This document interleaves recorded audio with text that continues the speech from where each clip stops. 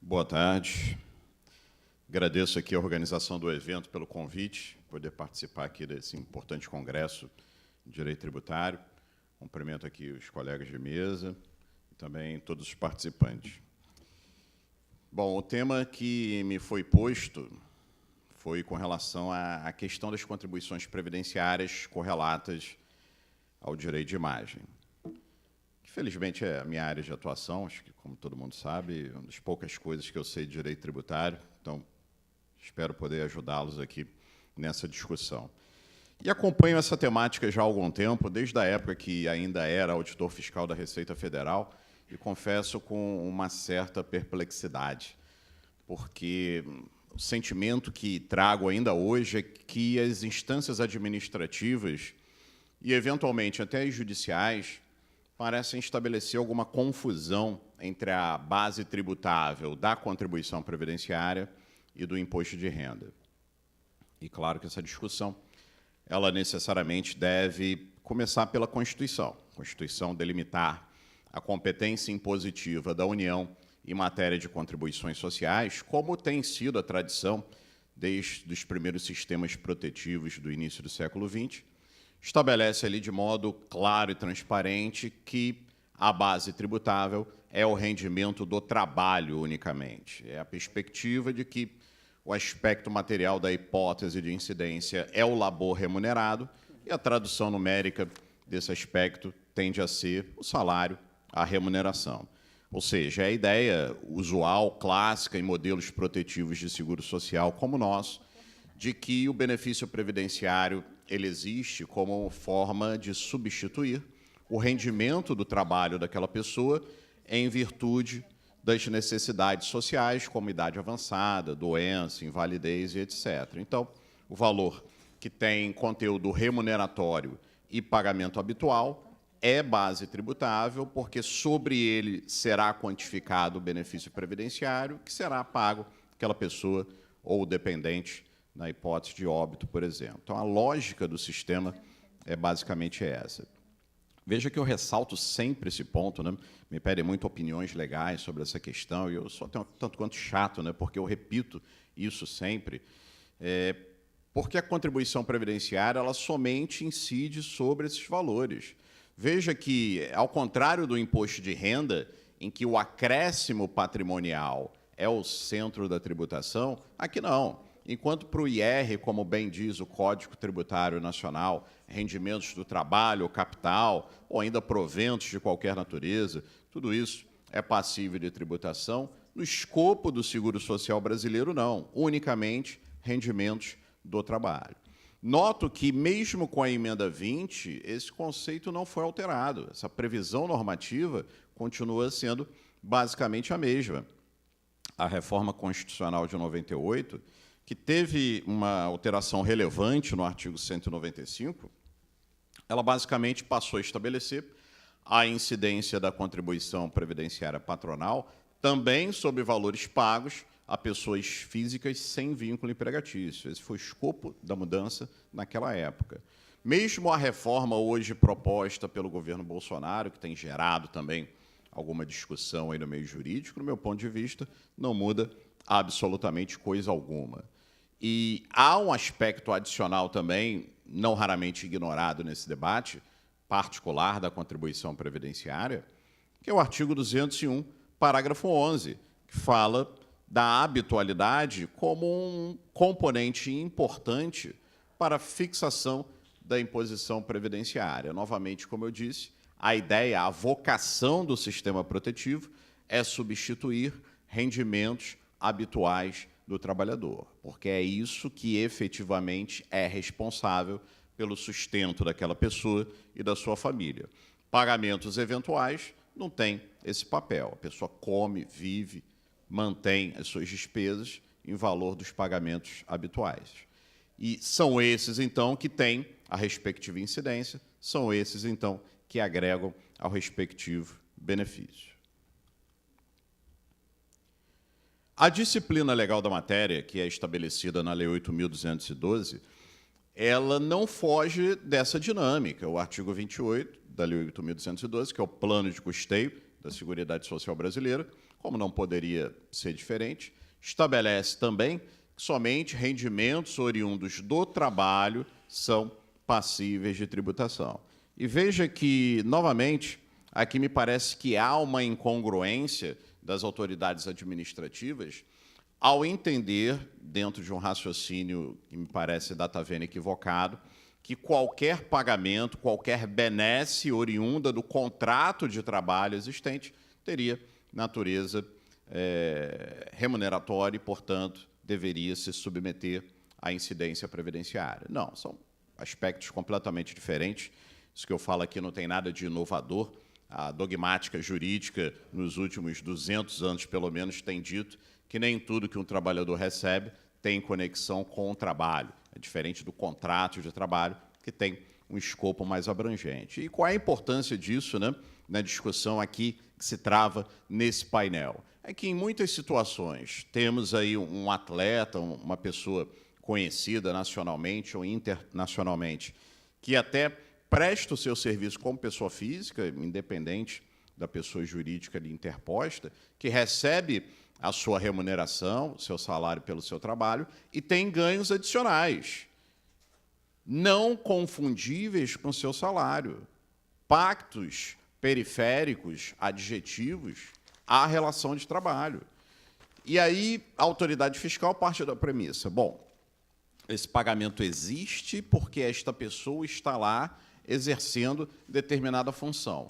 Logo, isso tem conexão com o trabalho. Não, pode até ter a conexão com o contrato de emprego, o contrato de trabalho, mas conexão com o trabalho não.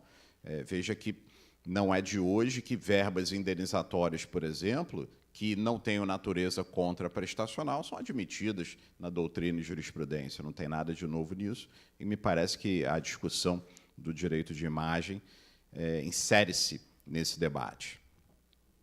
Acho que aqui também nessa discussão, e, na verdade, isso é um tema que poderia até nos colocar em um congresso inteiro, né, que gira em torno hoje do combate ao planejamento fiscal abusivo, e há uma percepção dentro desse debate também, ainda que velada, de que tais pagamentos, de forma alternativa, via direito de imagem, também seria uma forma de tentar evitar a tributação previdenciária devida. Seriam formas abusivas, alternativas, indevidas de redução da base tributável.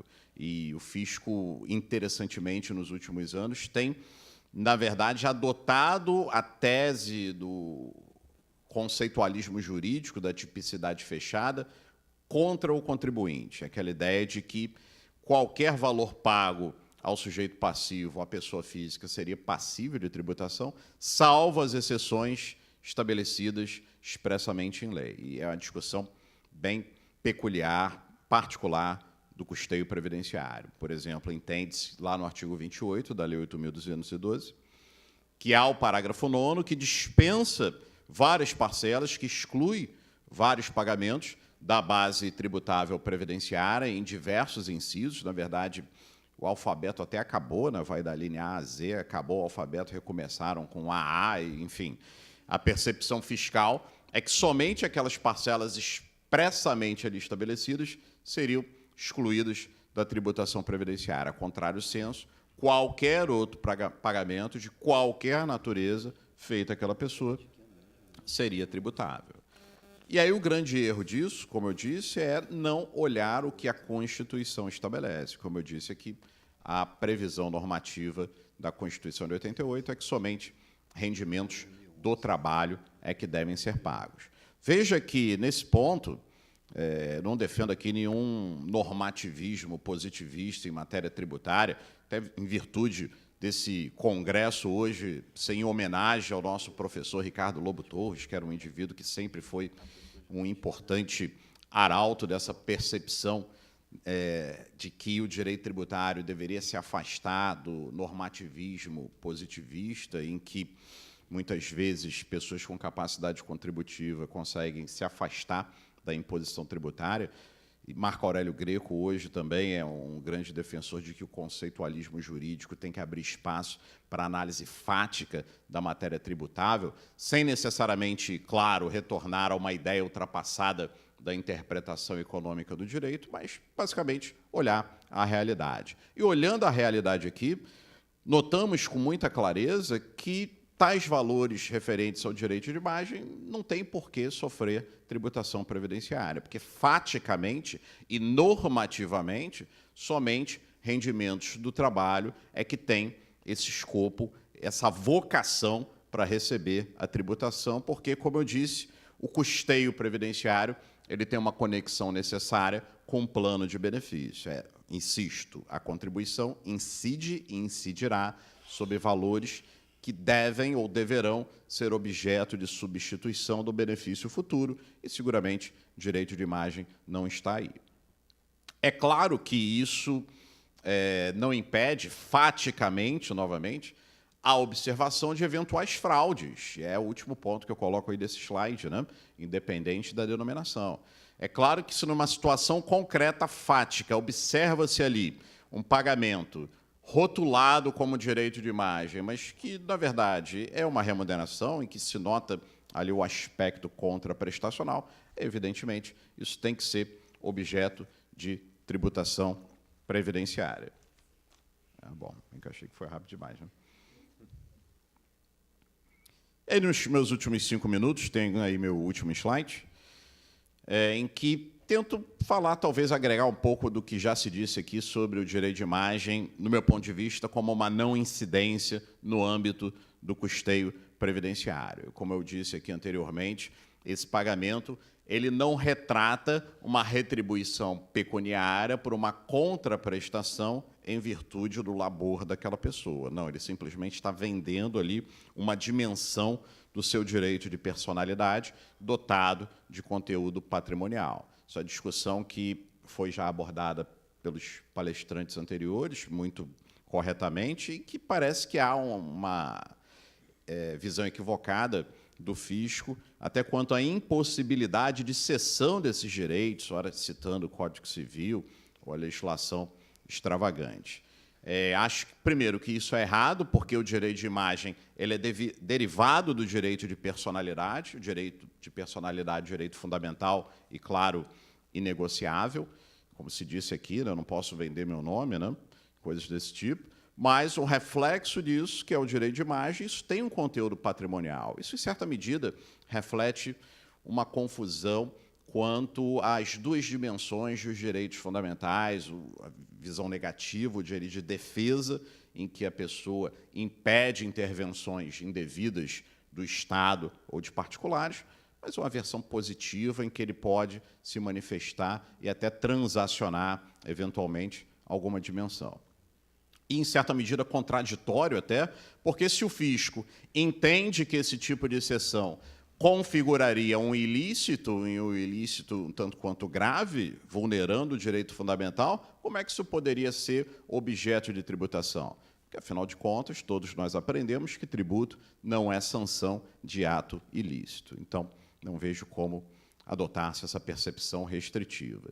Já foi dito aqui também a Lei Pelé, no artigo 87A, deixa de forma bem clara que tais valores relativos ao direito de imagem não só podem ser objeto de negociação, de transação, de negócios jurídicos, como também não possuem conexão com a remuneração. Volto a dizer, claro que se, num caso concreto, novamente, numa situação fática, deixando o conceitualismo jurídico de lado, mas olhando faticamente, há ali uma construção de que aquilo, na verdade, visa fraudar ao fisco, é claro que isso pode ser ignorado, independente da denominação que eu disse aqui no slide anterior. Isso me lembra a época que eu ainda era auditor fiscal, em que os mecanismos de planejamento abusivo eram muito mais simplórios, né? A gente observar aquelas empresas que pagavam um salário mensal ao trabalhador e todo mês pagava lá um valor adicional a título de um abono indenizatório de comparecimento, ou algo do tipo. Aí você perguntava para o contador, bom, esse valor é para quê, né? Ah, não, porque a pessoa vem trabalhar todo dia. Bom, então sinto muito, né? Isso é salário. Ou seja, não é o rótulo que você dá para aquilo. Isso é irrelevante. Temos que olhar faticamente aquele contexto. E isso tem conexão também com a discussão travada aqui, que é a existência, a necessidade ou não de uma pessoa jurídica. Depende do caso. Se adotamos um exemplo de um parecerista que trabalha sozinho, em casa, sem empregados, na sua atividade jurídica isolada, e tem uma pessoa jurídica, é questionável. Para que essa pessoa jurídica existe, né? Será que é só para a economia tributária? Mas, no caso, o Guga, por exemplo, como foi tratado. Bom, o indivíduo tinha vários empregados, vários negócios, tinha que centralizar aquilo de alguma forma, organizar o seu faturamento. Parece defensável a importância da pessoa jurídica. Então, o aspecto fático tem que entrar nessa discussão. E o que, às vezes, nota é que o fisco adota essas teses mais atuais da tributação, corretamente, mas de uma maneira enviesada. Aquela questão da primazia da realidade sobre a forma, que é usado só quando interessa, porque quando a forma é importante, ela tem importância absoluta e serve para descaracterizar qualquer planejamento. Então, a gente tem que buscar alguma temperança. Esse tipo de conflito que parece que contaminou o nosso país chegou, infelizmente, ao direito tributário também. Então, enfim, concluindo aqui, minha percepção no aspecto particular da contribuição previdenciária é que o direito de imagem não é passível de tributação e não é relevante do ponto de vista previdenciário se esse pagamento é feito diretamente à pessoa física ou por meio de pessoas jurídicas. Era isso que eu tinha a dizer dentro do tempo proposto. Agradeço novamente a atenção de todos. Muito obrigado.